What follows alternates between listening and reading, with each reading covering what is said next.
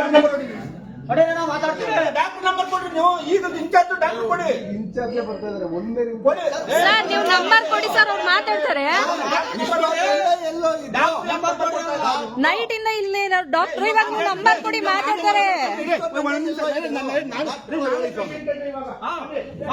Check ಮಾಡ್ರಿ ಅವ್ರ. ಮಾಡ್ರಿ ಚೆಕ್. ನೀವು ಚೆಕ್ ಮಾಡ್ರಿ.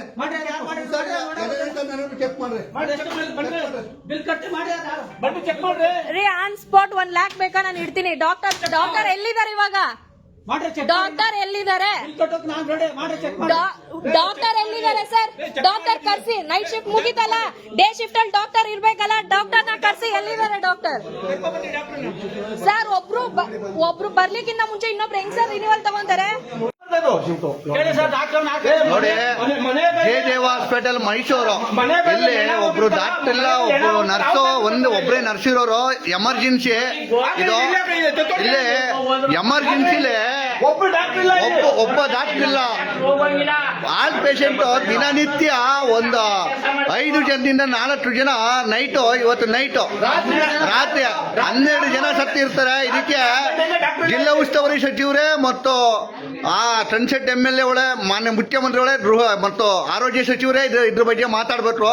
ಜಯದೇವ ಹಾಸ್ಪಿಟಲ್ ಮೈಸೂರಿನಲ್ಲಿ ಇದ್ರ ಬಗ್ಗೆ ಯಾವುದೇ ರೀತಿಯಾದ ಇದನ್ನ ಕ್ರಮ ತಗೊಳ್ಳೋರು ಯಾರು ಇಲ್ಲ.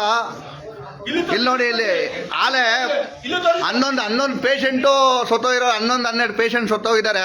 ಇದಕ್ಕೆ ಹೇಳಿ ಒಬ್ಬರಲ್ಲಿ ನೋಡಿ, ಇದಕ್ಕೆ ಸಂಬಂಧಪಟ್ಟಂತವರು